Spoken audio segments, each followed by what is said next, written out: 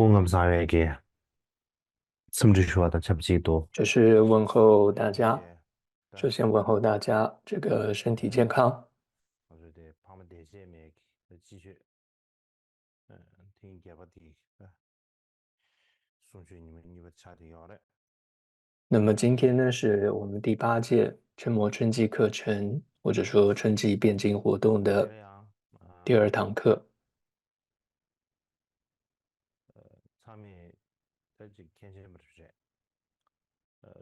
밤에 대제매 지시 相信大家都知道的，주문 한번 소리야. 为什么会举办这样春魔辩经活动呢？那最主要的目的就是提供民众们一个学习、吸收知识的一个机会。所以有来自各寺院的、各尼寺的尼众们会聚集在一起，一起辩论、一起讨论佛法。借此呢，能够学习到佛法，也增长自己的佛法的知识等等。那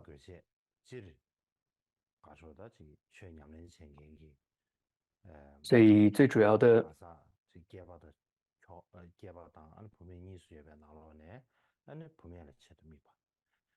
这个活动呢，就是针对于就是男众跟女众当中的这个女众，那么尤其是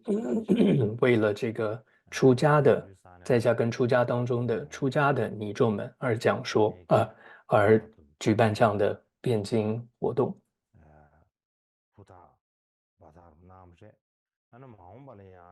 那么这么多年来呢，尼众们大家也都非常认真的参与。那么希望在未来，那不只是在这个活动里面，以后大家回到各个寺院，也都能够振兴跟弘扬这个佛陀的教法跟正法。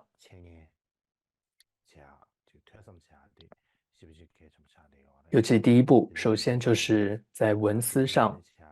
这是教法跟正法当中的教法，文思上是很重要的。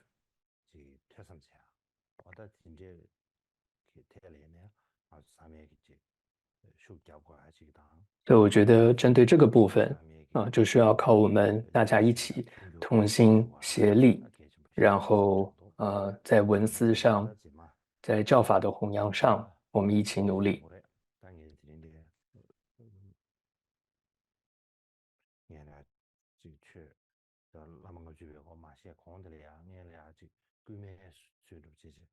所以当然更多的这方面内容之后还会讲到，但今天我想开头就是对于尼众们的一个鼓励哦。好的，那接着进入到课程，接续第1堂课内容呢，谈到世事法50颂主要有3个来源，也就是梵文本、中文译本，还有藏文译本。那上一堂课提到，主要有这3个来源。那接着我想简单说明一下梵文本的这个部分。那现今呢，目前梵文本主要有2个。那首先一个是法国学者，就是希尔万莱维，他发现了许多这个由马明菩萨所写的这个著作。那其中呢，他就发现了世事法50颂。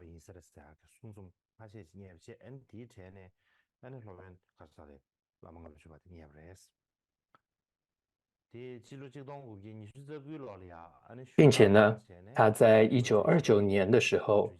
他这个校对，然后就发表。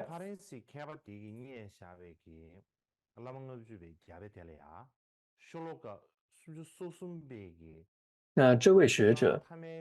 发表的这个版本，它是从第33首颂文的最后一句开始，就是第4句开始是从缺的。同时呢，也没有写明这个作者是谁。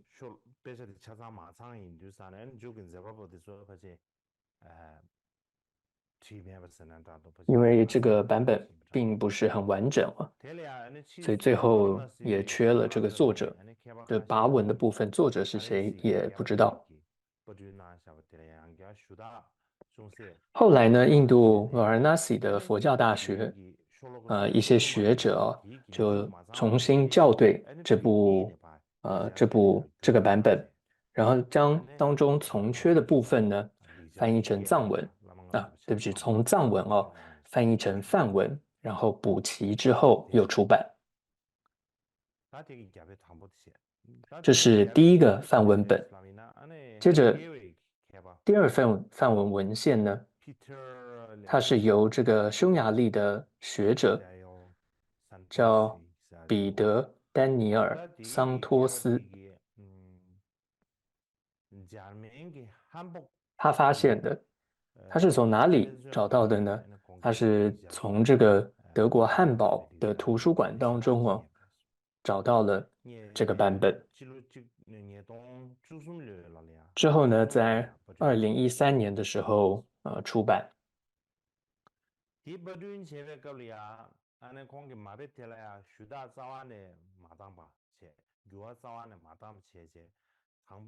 那他出版的这个版本呢，是没有做任何的修订的，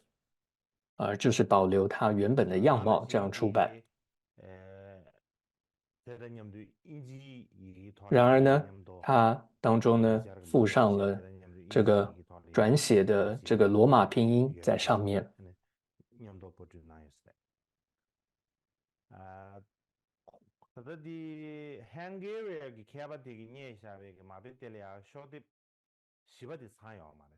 那这个版本，第二个版本里面呢，主要缺了4页，所以就是从第35颂的第2句到48颂的第1句的内容呢是从缺的。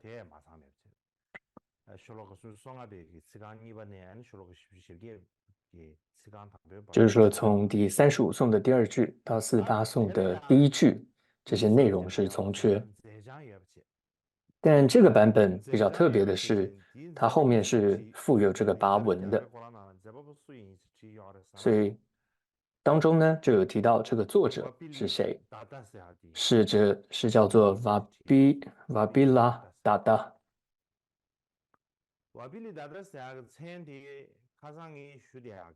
这个名称呢，和我们第1堂课有提到的那位作者，就藏文当中称他叫做，就是拔皮天，是相似的。就我们第1堂课有提到，就说这个《世事法50颂》的作者有2种说法，一个是马明菩萨所写，另外一个说是由拔皮天所写。但也有人认为说，拔皮天跟马明菩萨是同一个人。但是呢，其实也有许多人说，他们是两个不同的人。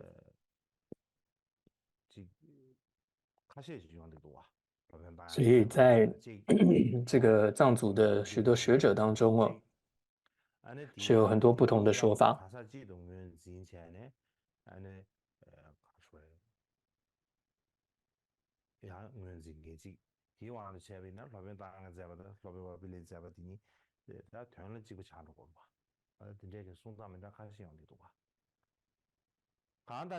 所以有这几种不同的说法。总之呢，讲回到这个第2份文献，就是由匈牙利学者他找到的这个版本呢，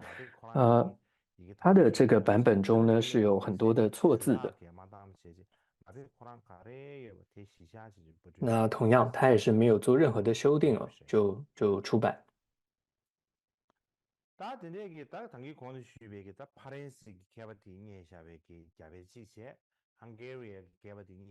所以这里我们知道梵文呢有这两个版本，一个是法国学者，第二个是匈牙利学者所发现的。那这两个版本呢是稍有不同的。我们初步来看就是在收录在丹珠尔藏文的这个版本，这是由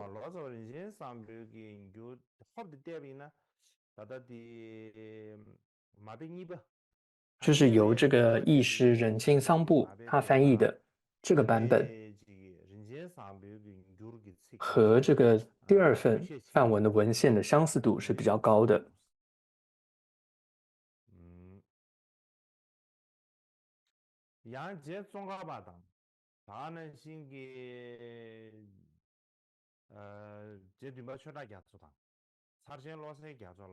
同样呢，在宗喀巴大师，还有第七世噶玛巴，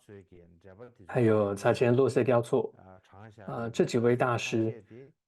他们的注释当中是四十法五十颂的注释当中引用的这个主颂，互相之间也是有些不同，也和这个仁钦桑波的译本是有些不同的。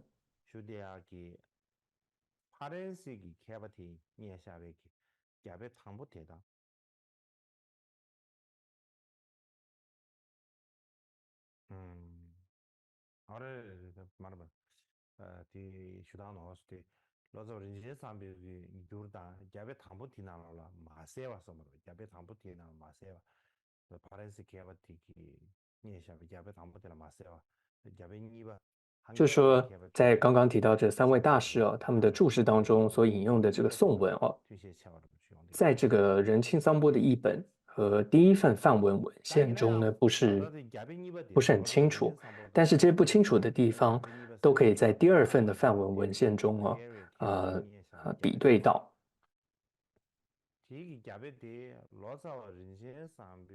那至于这里第二份的文献，就是由匈牙利学者发现这个文献版本，是不是这个译师仁钦桑波当时翻译时依据的这个版本？所以还需要进一步的研究。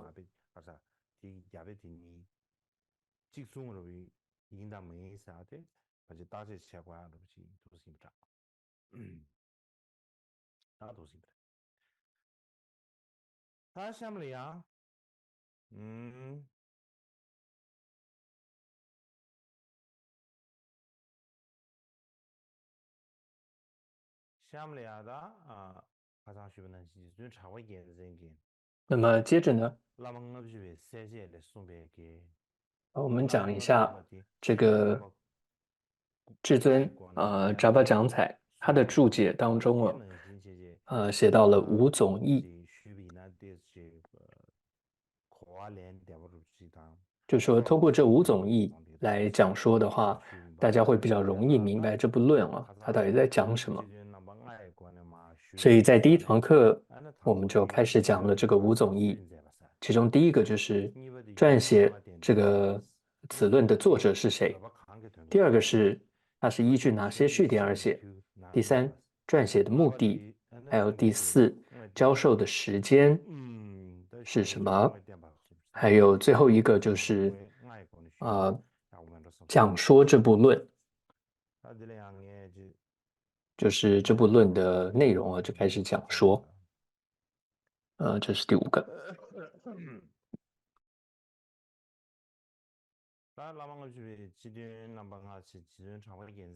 那这里投影出来的就是这个五种义是哪五个？就是出自于至尊扎巴讲采的这个注解当中的五种义。那么其中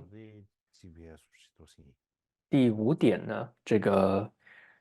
就是藏文里面有不同的一些写法但内容大致是一样的，就是说接着第五点要谈的就是这部论它主要的内容是什么。那么第一堂课我们讲完了，就是作者是谁。接着我们进入到第二个，就是所依的序典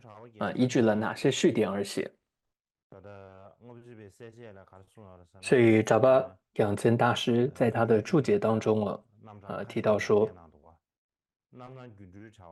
是依据哪些序典而写呢？就是大幻化网序、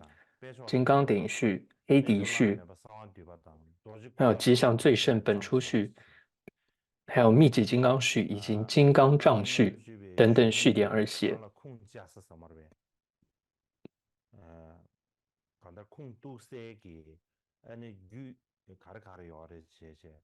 也就是说呢，它是依据了以上几部很重要的序典而写了这个世事法50颂。那由于之后当我们进入到正文颂文的讲解的时候，就能很清楚知道就是依据的序典是哪一些。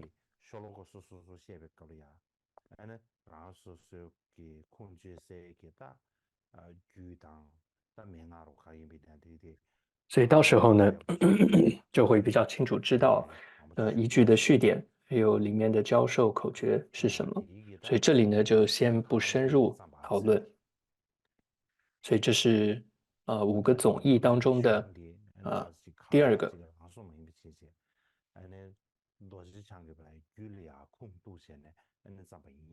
所以换句话说，就是这部论并不是作者他自己臆测自己这样子所写的，而是依据了从金刚总持传承下来的很多这些序典的内容而写。接着第3点呢，就是目的，就说正写这部著作的目的是什么？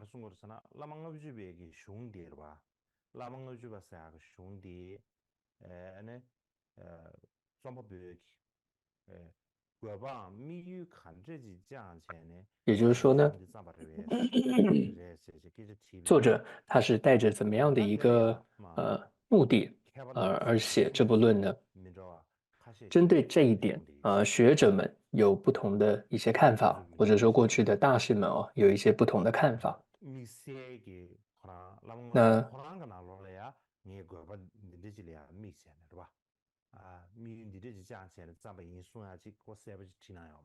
那其实论中就作者他自己并没有在论中颂文中很清楚的说到我写这部著作的目的就是这个，他并没有这样写出来，而是在过去的很多的这些祖师大师们，他们在解释这部论的时候呢，他们所提出来的一些看法。所以呢，至尊扎巴讲曾呢，他在他的注解当中就主要汇集了以下主要3个的认为主要的目的有3个，也就是他举了3个不同大师的看法。首先第一个呢是至尊牛古隆巴，也就是义师卓密他的看法。他认为呢，因为上师是一切法的根本，所以为了确保上师不被轻视，并能更好的取悦他，因而撰写此论。所以这里提到这个叫至尊牛古隆巴，他就是一位义师，就是义师卓密。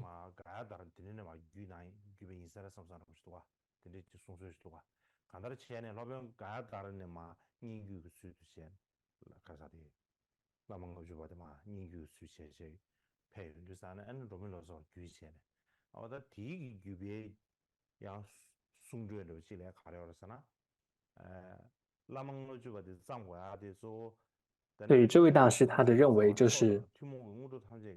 尤其呢，上师是一切法或者说一切成就，也就是共同跟殊胜成就的一个根本。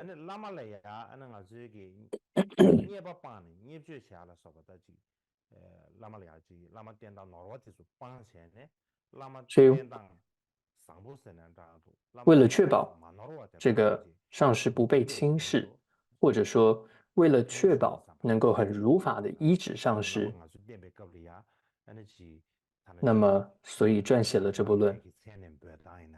举例来说，在依止上师的时候我们比如说如何正确的说出上师的名讳，或者说还有我们如何恭敬上师，所以为了舍弃各种这种不如法的行为等等，或者不恭敬的行为等等，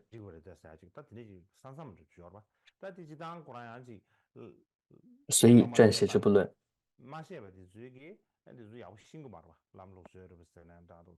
所以的确没有学过的人，其实他是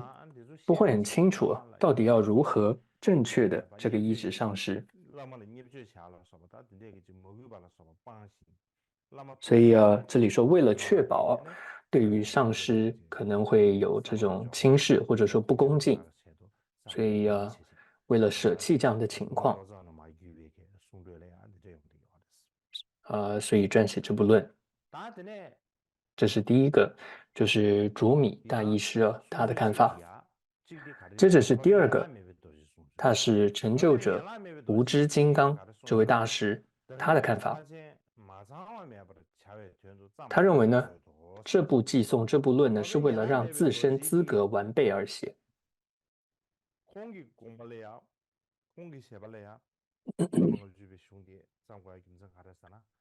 所以他的看法是认为说，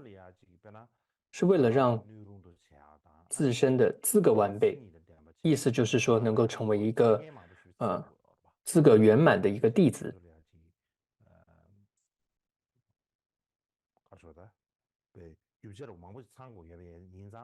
因为我们成为一个好的弟子必须要具备各方面的一些条件跟资格。所以透过这部论，我们能够知道自己有哪一些还没有准备好，或者还不够完备等等，而帮助自己能够成为一个成为法器的这样的一个弟子，或者说具备资格的一个具德的弟子而写的。这包含了自身的资格跟条件，包含了譬如说我们的动机，还有我们的行为各方面。如果还有哪一些做得不够好，不如法，那我们透过这部论，我们就能够知道哪一些地方要改进，而让自己更加的完备，更加的圆满。那这位成就者无知金刚可能很多人并没有听过他，我之后还会再简单介绍一下。接着第三个看法呢，他是叫做贡汤巴大师，他应该是一位义师。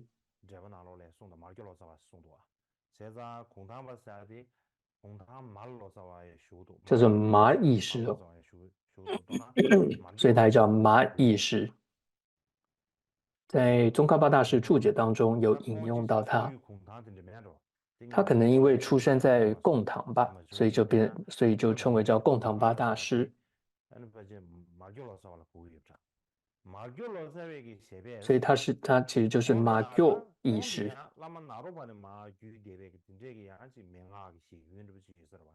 所以他具备了这个那罗巴传承下来的这样一种口传的传承，所以呢，他就说出了，所以他的看法就是传承自那罗巴的这样的一个看法是说呢，这部著作是为了方便师徒相互进行观察而写。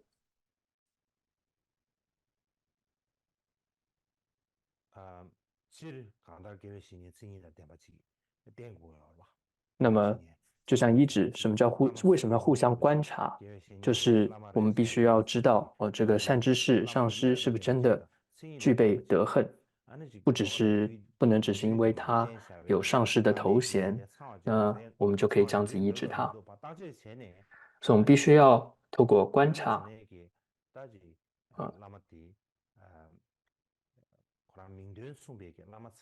他是一位这个名副其实的这个上师，具备德行的上师。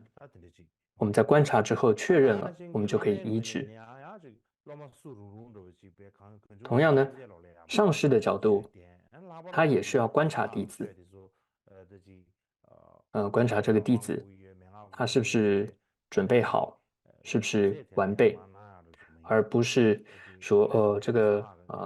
弟子想求什么法就给他什么法，或者就给他想要的灌顶，不能这个样子的。其实不用说是密乘哦，需要这样子师徒之间观察。其实这个大乘的或者说显乘的修持当中也是需要观察的。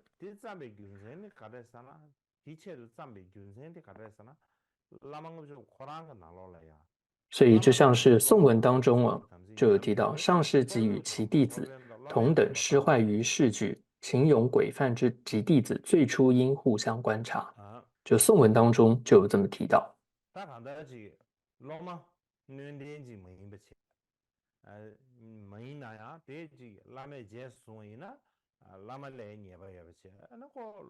也就是说，如果上师收了一个不具足的弟子，或者不如法的弟子的话，这时候师徒呢都有罪过。同样，弟子如果依止了一个不具德行的这样的上师的话，师徒之间也是都有罪过的。所以呢，在还没有依止建立师徒关系之前，首先要先互相观察。弟子要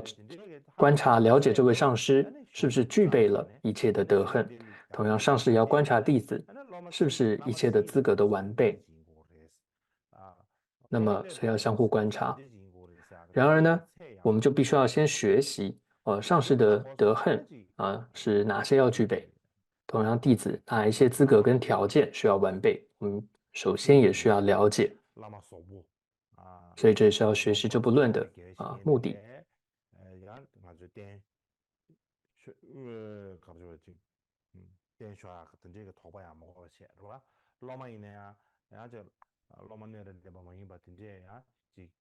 所以当自身也很清楚这个到底资格是什么，德行是什么之后，那么自然就不会遗址上就不会遇到很多的问题。所以这是第三个，就是传承自那洛巴的这样子的一个由贡当巴大师所提出的他的看法，就说撰写世事法50颂的这个目的以上有这3种目的。那么这里第2点我们提到是这个叫阿舍离无知金刚。那这位成就者，这位阿舍离是谁呢？他是一位印度的这个论师。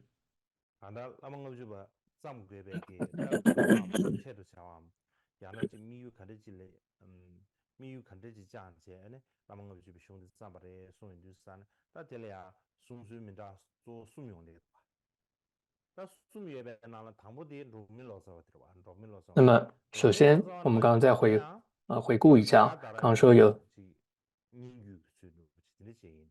3个目的。第一个是由至尊牛咕隆巴意识卓米传承下来的，他也是接受了一位叫一位阿舍离的这个传承下来的。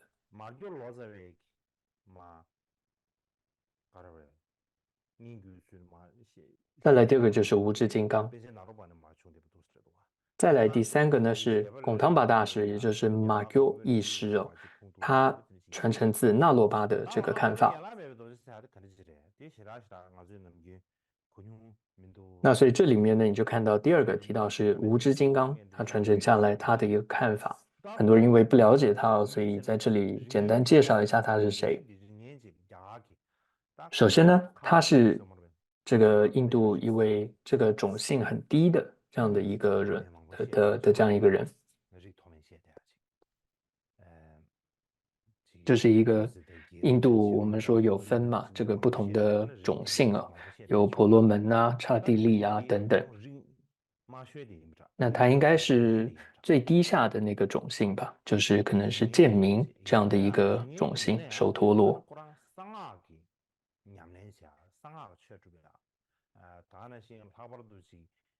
那虽然他是这么的种姓低下，但是他却是精通这个密乘的修持，还有大手印的修持。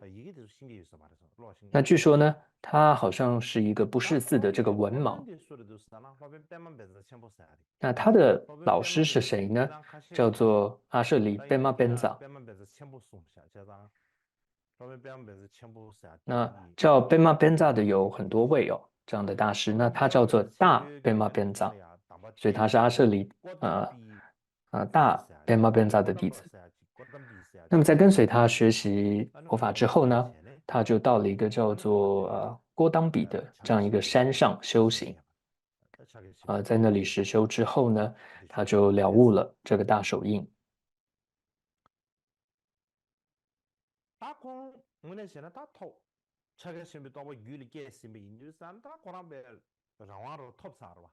其实我们说一个人证悟大手印，那么他也就得到了自在，他就可以自由的想做什么都可以。但是他身为这个Bema Benza 的这个弟子，所以他觉得他之后要做什么，他还是要请示他的上师。所以他就跟上师说，我已经证悟大手印了，那接下来我要做什么呢？那这时候他的上师就对他什么授记呢？就命令他呢，跟一位这个放猪的养猪的这个女子哦，要生活，并且说到呢，你呢就要以这个养猪人的这个行持就要保持这样养猪人的行持，那么慢慢你就能够了悟或者得证这个金刚持的果位，就是金刚总持的果位，或者说这里说金刚萨埵、金刚总持的果位。所以他就遵照他的上师的指示呢，他就前往这个乌金这个地方北方的一个城镇。所以，总之呢，就跟这样的养猪的女生在一起，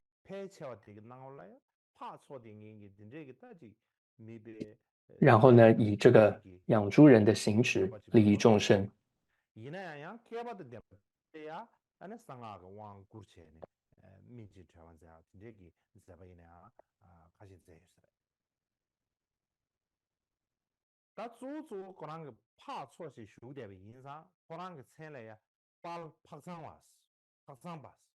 所以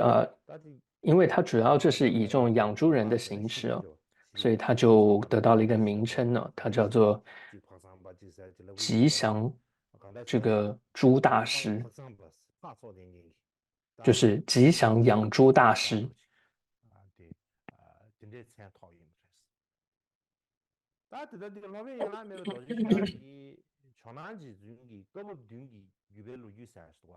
那么依据这个觉囊至尊，那叫七教传的传承历史当中就有记载到他。同样呢，在冈藏噶举这个叫金曼月亮水晶的这样一个提到这个四大或六大教传的历史记载当中也有提到他。就这里面我们说四大传承的话，就是大手印、着火、光明跟事业印或者叫业印哦，这四大这个教传来看的话，这位大师呢，他是属于这个业印的这个传承。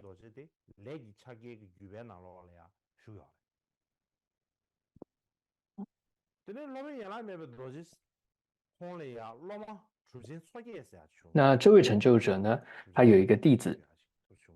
他主要有一位名为叫做这个主千错爹的这个弟子。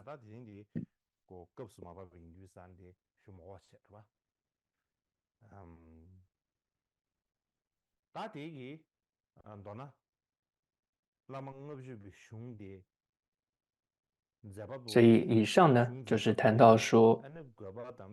这个目的哦，这部论著作的目的到底是什么？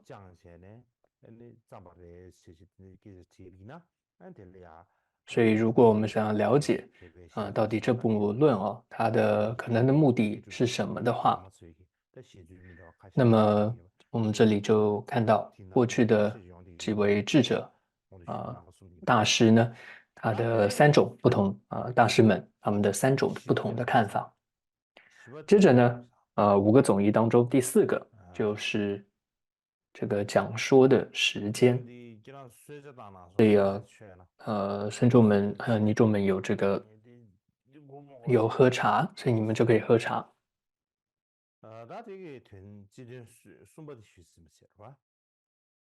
所以以上讲完了第3个，所以进入到第4个，就是讲说的时间。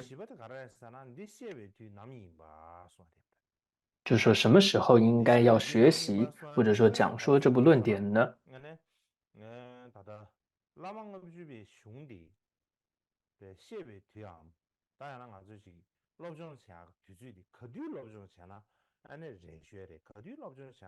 就说什么时机是最好，是我们学习这部论的这个时机。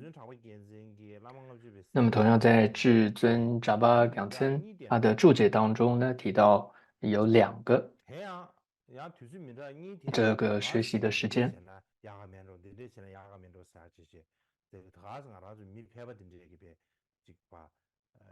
所以这2种说法并不是像我们一般人会说可能推测这个时间更好，这个时间比那个时间好，并不是这样子随便讲的，而是他依据了过去的大师们的看法。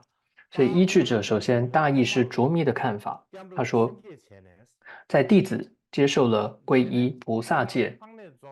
的那一天之后，在隔天早上，上师应该向这位圆满前行的弟子宣说这部论。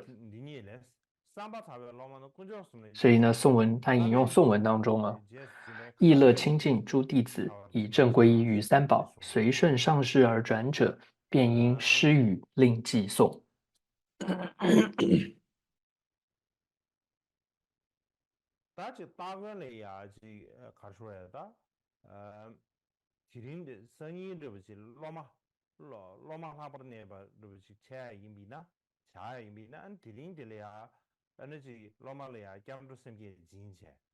所以譬如说明天要给予这个教授灌顶的话，那么今天首先是要让弟子接受皈依菩萨戒这些前行。所以他就说呢，在比如说今天弟子接受了皈依菩萨戒之后的隔天早上，那么也就是在正行灌顶之前那么上师应该向这位已经圆满了前行的这个弟子宣说这部论，就圆满了所谓的皈依菩萨戒这些前行的弟子讲说这部论。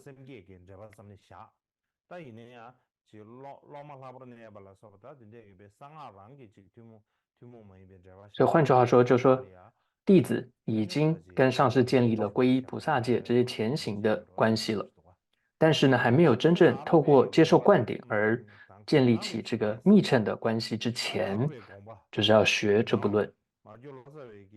那么再来第2个，就是贡汤巴大师他的看法，他是讲说的时机是在师徒关系建立的一开始，这是弟子在向上师求取灌顶和法教时，上师会问弟子：你之前持守了皈依戒、菩萨戒，现在你还想不想持守更多的学处或戒律？如果弟子回答是好，我希望如此的话，这样的回答的话，那么上师呢就应该向他讲说四十法50颂，然后开始师徒的相互观察等等。所以换句话说，师徒关系建立的一开始，也就是说还没有建立关系之前，这个意思。譬如说一个弟子他想跟某位上师求法，求取灌顶和求法，那上师就会问弟子：你以前有没有接受过皈依戒跟菩萨戒？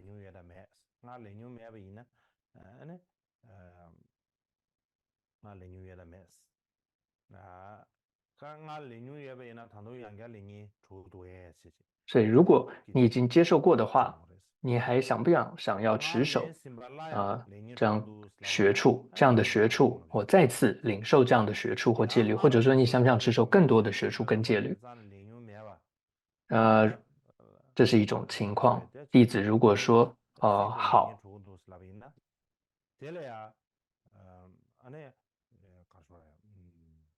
想要的话，那么同时他已经持守过这样的皈依戒跟菩萨戒的话，那么同时弟子也回答说好，希望的话，那上师就应该为他讲说四十法五十颂。但如果回答说我过去没有接受过这个皈依戒、菩萨戒的话，那就要先为他传授皈依跟发心等等，然后再讲说这部论。然后呢，师徒间相互观察。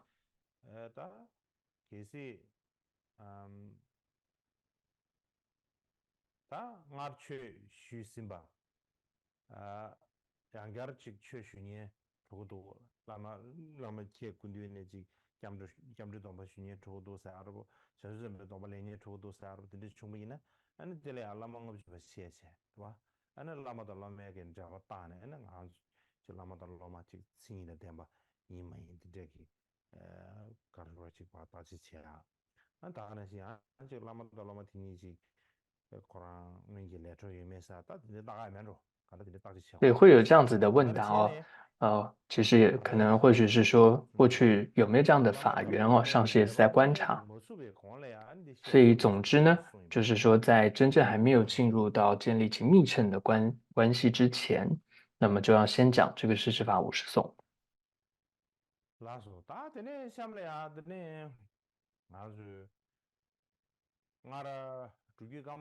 那么接着呢，我想谈一下在过去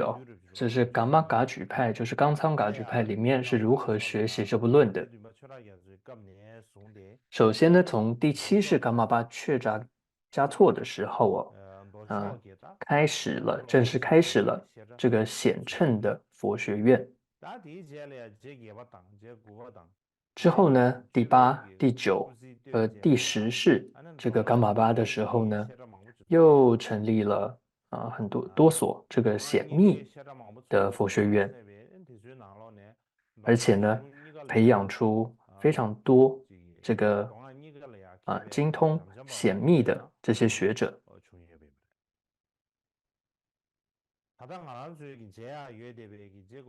我们现在呢，可以看到一本著作，就是第九世噶玛巴旺丘多杰他所写的这个寺院规章。有很多类似的内容他所写的，尤其是关于学习密乘的密教学院的这个学院规章，里面呢就有提到说，要在师徒还没有建立关系之前，就是还没有建立密乘关系之前呢，学习这部论。之后呢，至于要如何跟随具德上师接受灌顶，并且持守誓言和律仪的这些相关的内容呢，是在另外一部著作叫《誓言大海》这个当中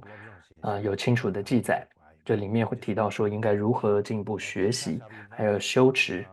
等等。例如呢，第九世噶玛巴旺彻多杰他所写的这个叫托迦扎西赤锅这个寺院的一个规章中就提到，首先学习四十法五十颂，然后深了其意。接着呢，依止持有甚深密乘传规，并且具备德行的金刚阿舍离如法接受灌顶。接着至于关于誓言和律仪部分，要借由学习誓言大海等论点而了之，然后务必依教奉行，要较之自己的生命更加爱护这个誓言。另外呢，在噶玛达给林寺的规章中，寺院规章中也提到誓言大海，还有诗50，就是四十法五十颂。另外还有20律仪戒学处，还有要精通宝性论、甚深内义，还有二品序。所以这里面提到了很多典籍，就是说必须要精通跟很好的学习的。所以以上只是透过这些文献，我们就稍微可以知道当时的就是在第八、第九、第十世这个法王噶玛巴的时候，这些有些密乘学院里面主要学习的这些内容有什么，或者说教典有什么？比如说，这里就提到了最主要是四十法五十颂，还有叫誓言大海。那么首先我想简单讲一下这里提到的誓言大海这部著作。那这部著作呢，它是由第三世噶玛巴让炯舵杰呢让炯舵戒呢他所写的。那内容是将四部密续，还有以及前红旗、后红旗所有这些密续典籍当中有关这个誓言的部分全部呢汇集而成的这样一部著作。它其中呢包含了主颂，还有呢这个自注就是他自己的一个注解，叫无垢精要，包含了总之主颂还有注解这两个部分。在第七世法王的这个一个夹注还有班谦释迦乔丹的三律与广释的这个持名戒律品当中就是有很多关于誓言大海的注解其中在班钦释迦乔丹他的这样一个注解当中就是三律仪，就是别解脱戒、菩萨戒还有密乘戒这样一个广释。当里面提到这个持名戒律品，就是密乘戒的时候，就提到我们就不照着念就大意是说呢，这个水域藏地里面，在讲解这个密乘根本堕罪这个部分，有两个传统，一个是讲查巴的大书，是大的一个解释本，另一个呢是和这个大书说法有分歧不一样的另外一部叫断除谬论。那这部断除谬论呢，它是以问答的方式呈现。我这里会以问答的方式呈现，而广说呢，细节在其他典籍中呢，自己阅读可以知道。那接着他也提到，释迦乔丹提到吉祥让炯多劫他撰写的誓言大海这部论，它的内容呢和这个讲巴扎巴的这个大书是一致的。然后这里呢，我将以扼要的方式呢来做阐述。所以这是班钦释迦乔丹呢，他在这个他的三律仪广释其中的第三个律仪，就是密乘戒的时候，他有这样一段，他提了这样一段。那至于说誓言大海和讲巴扎巴的到底他的大书就是大的这个注解书论到底是一样的呢，还是不一样的呢？因为前面班钦释迦乔丹认为是一致的嘛，但第七世法王噶玛巴呢，他认为说，在这个自注当中呢，大多引用了扎巴掌巴的这个他的内部著作。如果不深入去研究的话，或探讨的话，会觉得呢，这个讲巴扎巴还有这个让炯多戒的两者所说的是一样的。然而，如果深入研究，会发现除了就是讲巴扎巴内部著作当中的一些说得很好的部分是有相似之外，但大部分的内容其实是有很大的差异的。所以总之就是这里我想说的，这不是这次课程主题但我想讲就是说过去来说，就是誓言大海这部论是冈藏噶举当中非常重视要学习的一部论点。因为呢是第三世法王噶玛巴他写了这个主颂，然后他还写了一个自注，然后你可以看到这里第七世法王噶玛巴还有萨玛昆丘衍那等等这些大师呢都有注解，甚至也有很多在这个法王跟法王子的跟他们的很多著作当中也有许多关于誓言大海的问答。所以过去这部论呢是非常受到重视，大家很认真学习的一部论点。但后来一段时间，甚至很多人根本没听过这部论点了。所以今天呢，在这里提到这部论点，也稍微做一点解释哦，是希望说，未来恢复这部论点的学习。或许呢，我在讲完世事法50颂之后，未来有机会哦，可以为各位简单讲解一下这个誓言大海这部论点。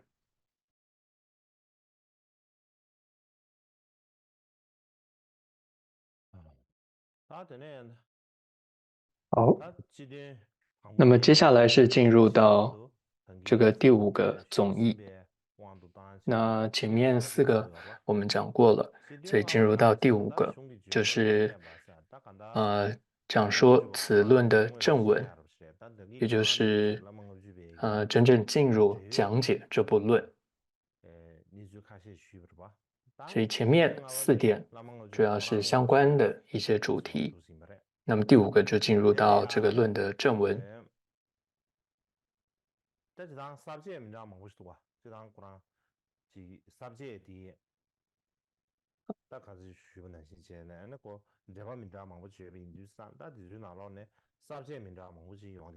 那么就像之前谈到过，对于世事法50颂的这个注解很多，所以呢就有许多不同的科判。那这次主要这个参考了叫科马达杰这位作者，还有这位大师，还有其他许多大师的一些科判呢，结合起来的这样一个科判。所以这里呢，讲这部论主要分为前言、正文跟结语这3个部分来讲。那么首先呢是前言哦，又分为了3个部分。那第一个呢就是这部论的论名或者说题名，第2个是礼敬，第3个是誓言讲说，这3个部分。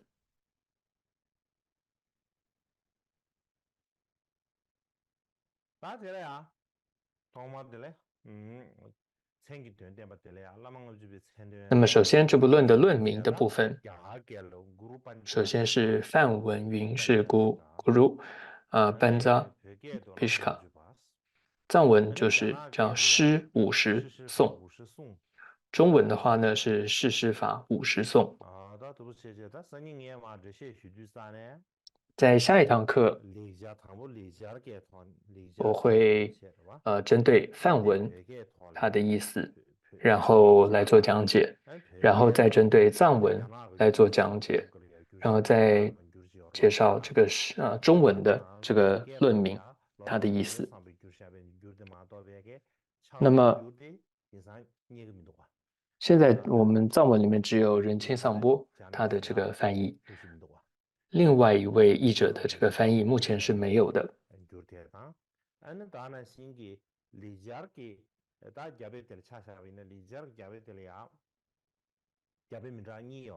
那么就像再来梵文的部分，我们有谈到说，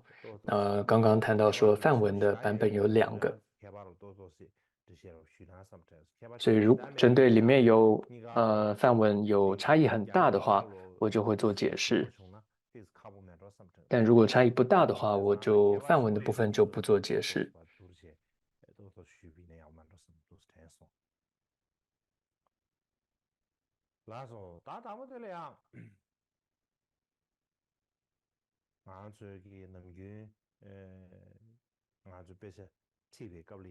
那么平时呢，我们在学习一部经的时候，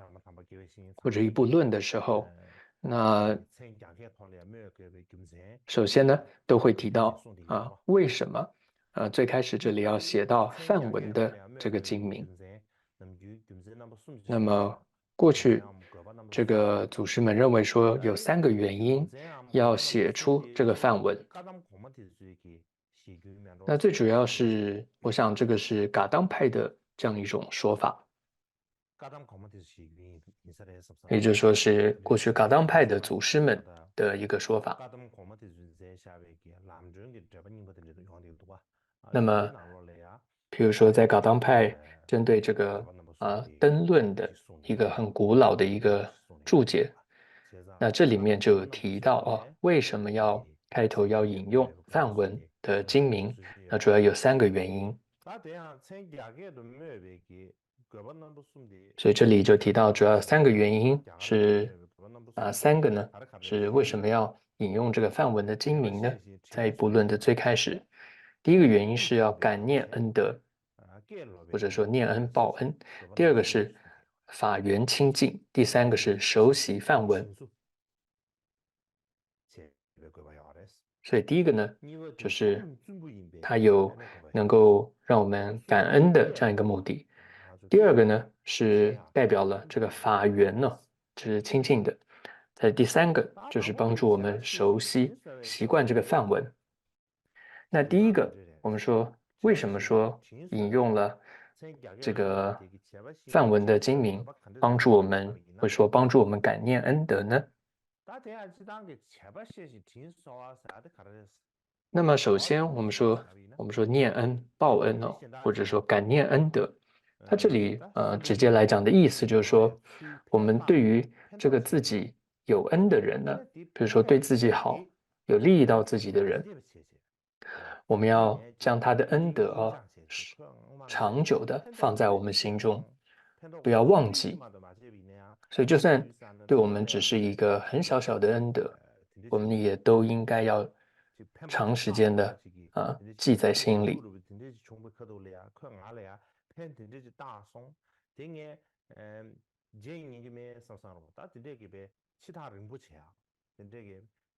所以有这种这样的一个感恩念恩的心哦，是很重要的。过去有位格西叫格西沙绕瓦就说，不用说是某个人他带着善心帮助过自己，我们当然是要对这样的人呢是感恩的，而且不能够忘记他的恩德。这位格西沙绕瓦说，甚至某个人带着恶心伤害了自己，但是最终呢，结果是什么呢？是让自己能够接触到佛法的话，也就是说，这样的逆缘反而造就了自己能够接触到佛法的话，成为了接触佛法的助缘的话，你也应该要对于这个人要知恩报恩。比如说好了，这个密勒日巴大师的传记里面就有提到过，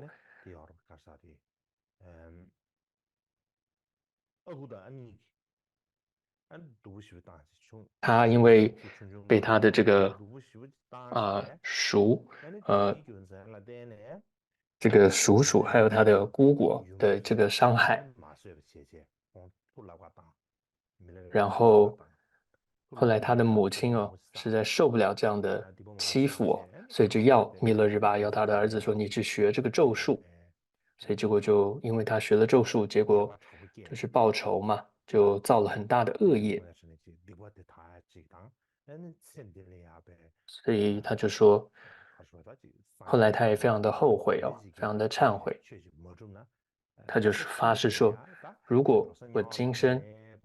不好好修持佛法，今生不证得佛的果位的话，我今生造这么大恶业，来世一定会到恶道的。所以他就带着这样的心，他去亲近这个马尔巴大医师。刚开始的时候，马尔巴大医师给他了非常多的苦行哦，然后让他真的是受了很多很多的苦。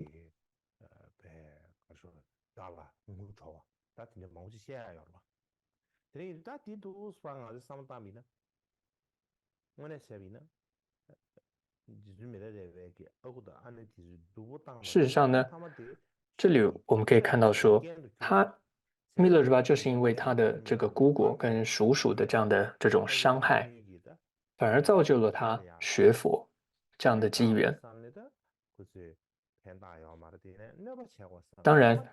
他的姑姑跟叔叔并不是带着善心要对他的，但是最终造成的结果是让他接触到佛法。所以就像这里所说的啊，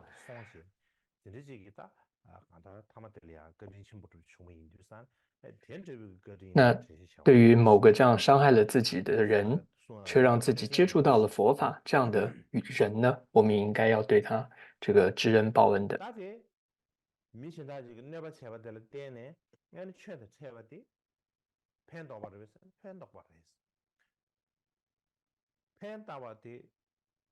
所以我们说某个人伤害了自己，让自己接触到佛法，我们会说他是到底是伤害了自己还是帮助了自己呢？我们会说他是帮助了自己，因为所有恩德当中最深重的恩德就是佛法。所以换句话说，密勒日巴大师例子来说，他的姑姑跟他的那个叔叔，那真的是伤害他，对他的虽然说伤害很重，但对他来说是恩德最重的人。像另外，比如说我们过去藏地是没有佛法的，很多时候比喻会说这是一片黑暗的大地，因为人们呢不知道善恶，也不是因果，更不知道如何这个止恶行善。但是因为祖孙三法王的他们的恩德，这个佛法在藏地兴盛了，让人们可以得到像如同天人一般的这种喜乐。那我们说佛法，这里提到佛法，那佛法的发源地是哪里呢？是印度。所以祖师们都说，要对这个印度人是要感恩的。所以过去呢，藏地呢，甚至对于这个从印度来的，甚至是乞丐都尊称对方为阿加亚，就是阿舍里。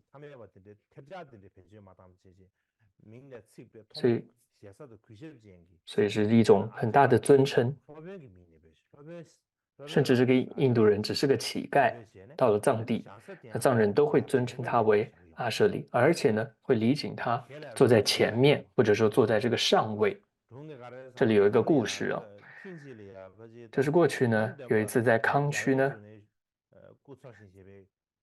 就是当时中敦巴大师在世的时候吧。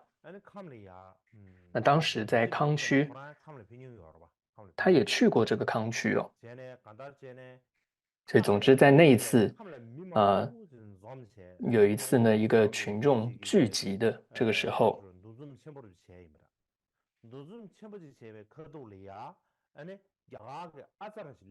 那当时呢就来了一个这个印度的这个阿舍离，反正就是来了个印度人的意思。因为这里的当时所谓的阿加瑶，不是现在我们所说的那种这个阿舍离这样一个的一个学位的名称，并不是。当时就像那里说的，刚刚说它是一种尊称，对印度人的尊称。所以总之就说来了一个印度人被尊称为阿舍离的印度人。那当时呢，在这个聚会当中，最高的这个座位上呢，最高的这个坐垫上座位上是供奉着一尊这个佛像的。然后呢，在这个座位的下面有稍微矮一点的这个位子，这个位子上呢，那个当时这个位子带是空的，所以这个阿舍里这个印度人呢就坐上去了。这时候其他人看到就对他说：“哦，你不要坐在这里。”之后呢，会有某位这个大格西他会来，那这是他的位置。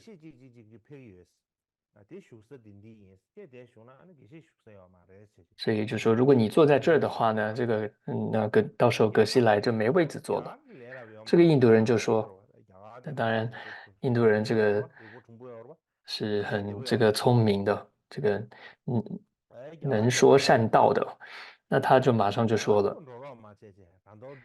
他就不肯走嘛，所以他就坐在那儿，他就说了，能言善道，他就说，你们藏人不是在佛经，在任何佛经开头都会念这个梵文吗？如果有这个梵文的话呢，我就不下座。你们去看看，你们的经文中是不是最开始都会写到这个印度文、梵文？所以如果有的话，我是不会离开的。但如果没有的话呢，那当然我就下来了，我就离开这里。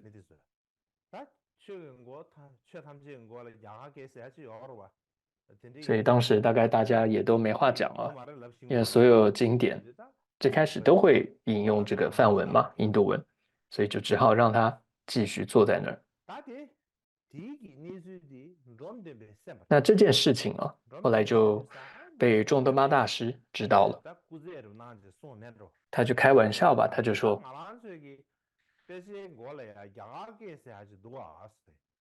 他就说我们佛经经书开始是有这个印度文梵文的，他就开玩笑，他说如果我们不知道怎么解释这个印度文的话，这个梵文的话，那么真的就会是变成这个样子，就会像是这个印度人所说的这个情况了。就是如果你不懂的话，就会被这个被那个印度人说到没话说。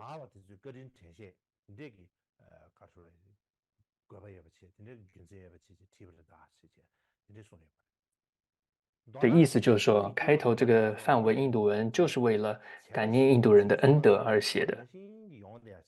所以总之，我们看到在过去祖师们他们的心中哦，我们说念恩也好，报恩也好，已经呢可以说成为了他们的像天性是一样。所以不管任何人对他们是有小小的恩德还是很大的恩德，都会记在心里，然后会想要报答他们的恩德。据说呢，过去藏地有一位叫降那囊朵杰汪丘这位大师，他就发过一个誓言，他说，只要是阿舍里，就是只要是印度人，如果来到他的面前哦，他至少都会供养他至少黄金1000，因为呢，就像前面说的，就是印度人真的非常的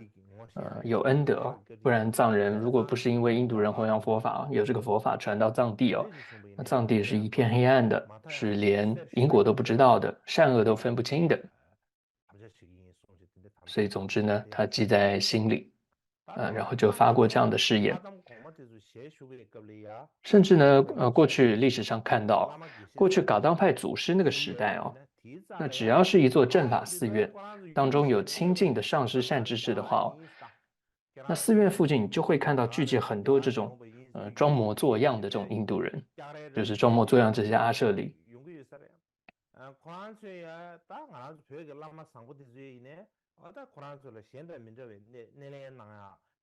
那当时呢，这些善知识大师们哦，还会以特别的方式来礼遇他们、接待他们。所以这些等等记载都是在说我们要感念这个佛法的恩德。而这个佛法从哪里来的呢？它就是发源的是印度。所以呢，总是心中一想到印度哦，讲到这个印度人哦等等，总是会自然有一种感恩的心，然后很尊重他们。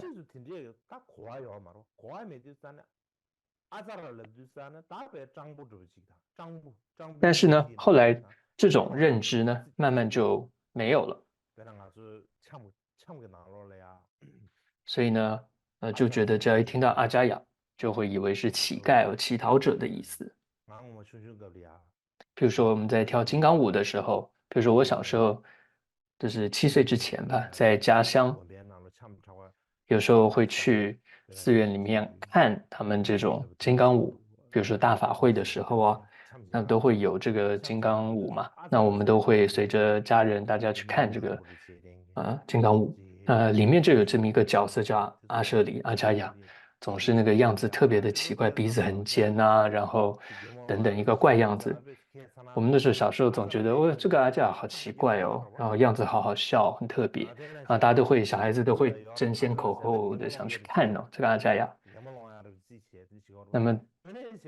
或者有时候他是一个这个搞笑的角色哦，等等。但其实阿加雅这个词它就是这个经师哦，它是这种论师经师这样的一个意思，是一种尊称。但后来你看，已经慢慢藏地就忘记了这样当时的这个说法，后来就变成是这是乞丐啊、乞讨者或者一个搞笑的这样一个角色。所以总之呢，这是第一个目的哦。那接着引用藏文、梵文最开始的一个目的哦。第二个是说法源代表法源是清净的，所以在最开始像经论最开始上面如果写着梵文云有这几个字呢，那就说明了这个法它是来自于印度，或者说是翻译自印度文的。我们说佛法的发源地是这个印度，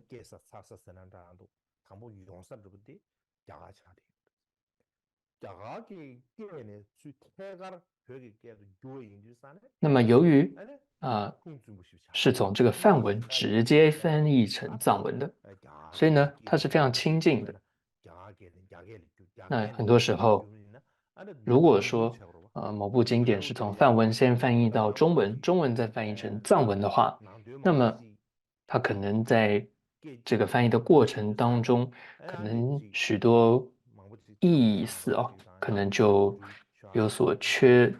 可能就缺少，或者说丧失了许多其中的意思。所以这里呢，代表梵文云的意思就是它是直接从梵文翻译到藏文的。所以这几个字就代表了这个法源是非常亲近的。过去呢，在前弘期的时候，就藏人自己所写的这种论点那种典籍的开头呢，它是没有任何这样的文字的，它不会特别写说藏文云，它本来就藏文。那后来，那如果说是中文翻译过来的经典，上面就会写说中文云，它会这么写着。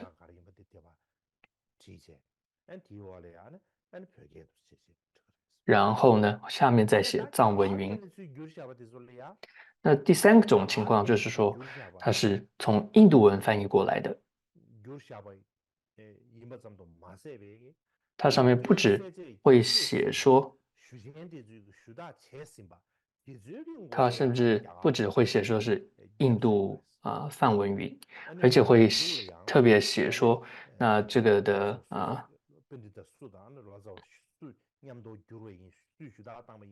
比如说还会特别写到他的校对者是谁，然后或者共同的译者是谁等等。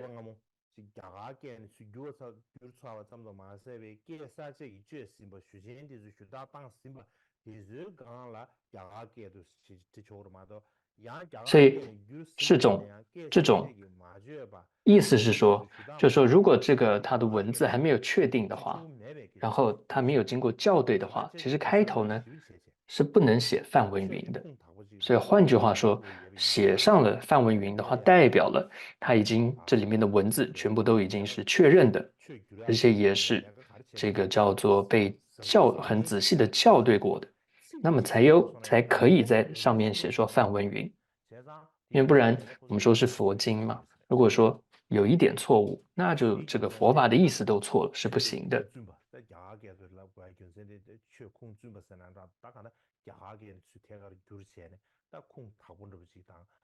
所以总之呢，这里说梵文云这几个字就代表了它是非常仔细翻译的，而且它也是法源非常亲近的。其实呢，不只是法源的亲近很重要，我们说受戒的戒师也好，或者学习明处的阿舍离也好，共处的这种友伴也好，或者以及所居的你的这个地方所住的地方，也都需要有亲近的这个，都是需要很亲近的。它有很亲近的法源的，不能够说我们要一直上师，只要他有上师的名号，我们就轻易的依止他，他要有很亲近的传承。可能像这里说，我们一个相处的朋友吧，就是共处的友伴，他也如果就是随便认识的，我们就在一起的话，那这也是不行的。或者你所住的这个地方，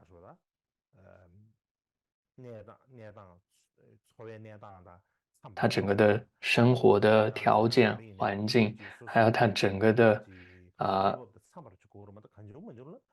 也都是必须要非常亲近的，而不是你随便说我想住某个地方就住在那儿。所以这是说，就是说世间上来讲啊，这种就是一个地方它是很亲近的，或者它的整个这个历史背景是亲近的，是好的，这都很重要，不只是佛法上。我以前在藏地的时候呢，就是很多时候会拿到一些这种假的东西，甚至呢，据说还有这种米哦，都是这种假的米哦。那么像是它可能是塑胶做的这种假的米，所以可能看起来哦它是米，但是呢也是要很小心的，就是它整个这个它的出处是哪里，然后这些都要很清楚的，都是必须要是很亲近的。这是第二个。第三个原因呢是熟悉梵文，譬如说 Guru Banzashka，譬如说 Guru，它的意思是这是上师。Banzashka，它的意思呢就是50哦。所以这样子的一个比对，比如说梵文跟这里说跟它的中文，你要能够对得上，就 Guru 跟上师，还有 Banzashika 要跟50要能够对得上。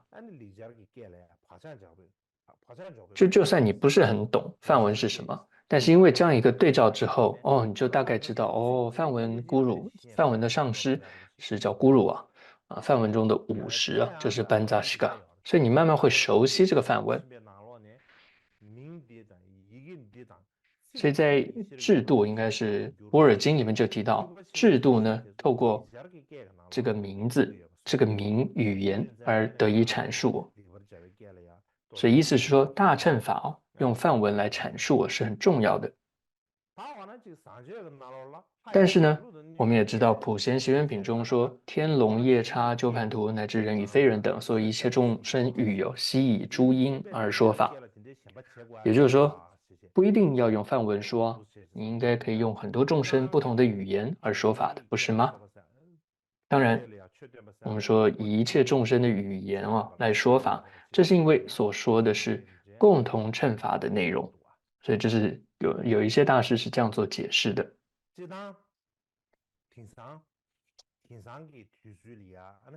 就现代来说吧，我们说这个所谓的佛法，或者说跟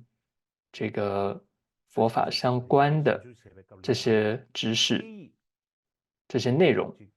如果你想要去研究的话，譬如说藏人的话，你就不能只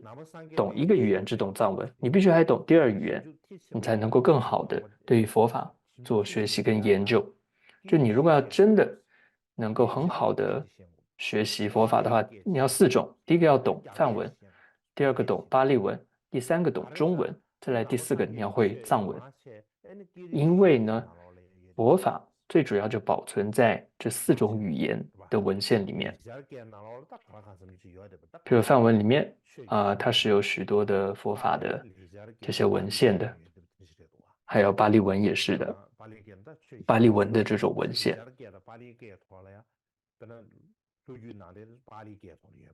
比如说很多南传的佛教当中，就是用巴利文的这种经典。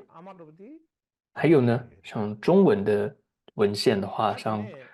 日本或者韩国，当然不用说中国佛教，其他这些地区的佛教，它依据的也是很多这种中文的文献，就是中文佛经它的基础这就是这个中文的佛经。然后当然藏文经典也是佛教经典是很多的。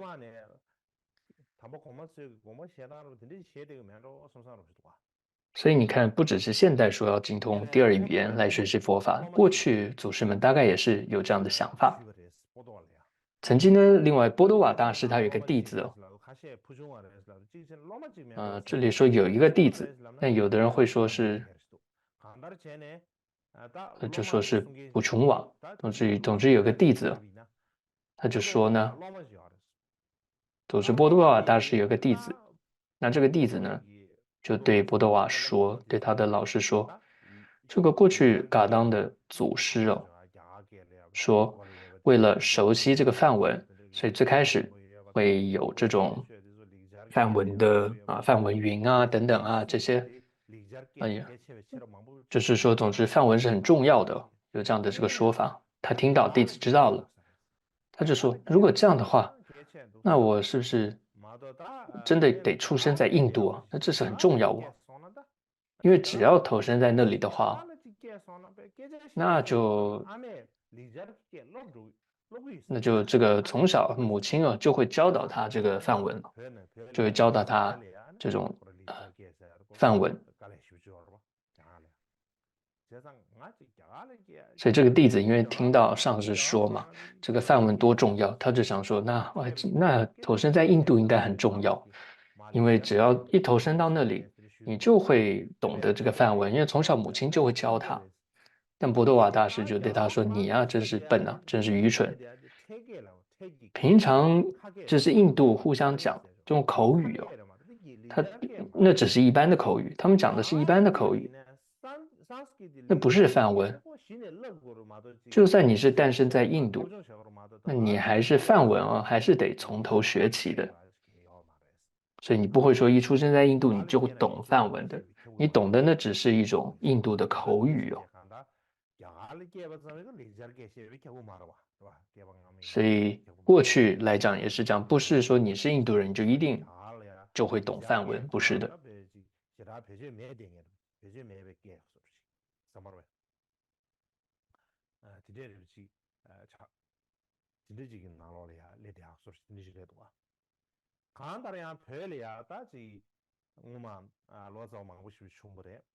总之呢，过去呢，藏传佛教里面有很多的这些翻译家、一些译师，有些呢，他们是到了印度去学习梵文之后成为了译师，有的是留在藏地学习而成为译师。譬如说，有一位叫做库的一个译师，他是最开始怎么懂得梵文的呢？他就是最开始就是透过对照每个经名里面的梵文跟藏文，然后他慢慢学会了梵文。就像刚刚我们提到说，Guru Banzashika Banza 是上师，Banzashika 是武士。那因为他这样慢慢的这样一个对照之后，那他就慢慢学会了这个梵文。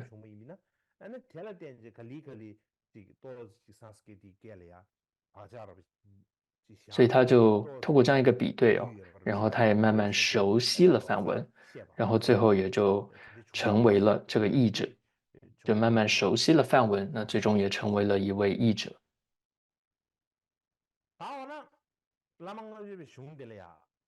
那么接着谈到世事法50颂那为什么它有这样一个命名呢？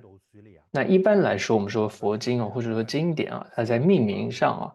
是有不同的很多方式的。譬如说，有的经名它是以能权或者所权的内容来命名，或者以地点、以时间来命名。那有的呢是以请法者或者以说法者来命名，或者是以举例，还有这部经的作用来命名，或者是以这种声律和内容的数量，譬如说寄送的数量多少来命名。那这部论呢，就是就世事法50颂，它就是以内容的数量来命名的，所以它是以内容当中内容的颂文的数量来命名。那以颂文数量命名的典籍有很多，譬如说60如理论、唯是30颂、唯是20颂，还有是以这种卷数命名的有声明要领2卷，还有以类别来命名的，譬如说修行七要，还有以品和科派命名的，还有马明菩萨的34本身等等。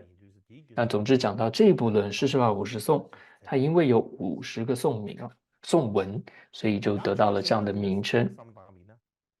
那从另外一个角度来说，就是我们从中译本上来看的话，就是由印度那位叫日称大师哦，他翻译的这个中译本。那中译本的题名呢叫做《释师法五十颂》，所以如果翻译成藏文，就是侍奉上师的方法50颂。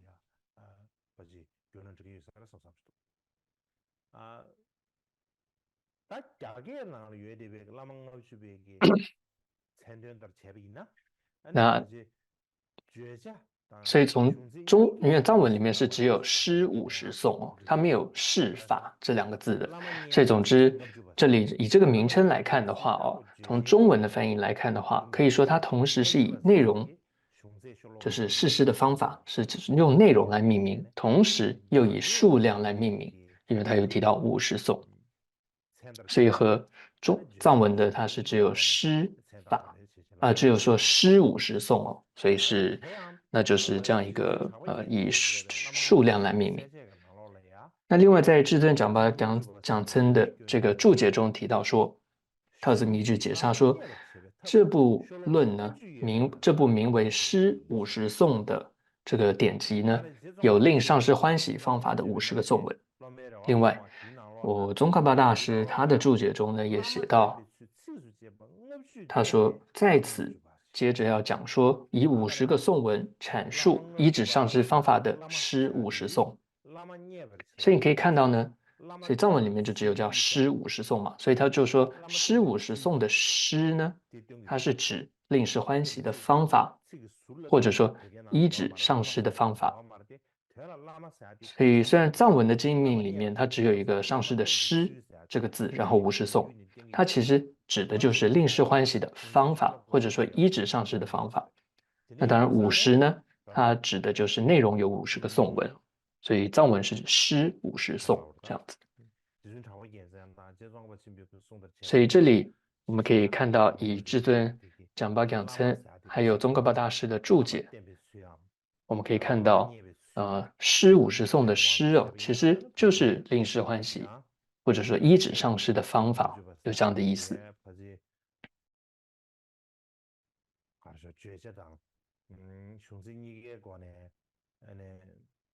所以呢，其实诗50颂呢，可以说它不只是以数量来命名的这样一个经名论名，它同时是以内容来命名的这样一部论著。好，那今天就先讲到这里。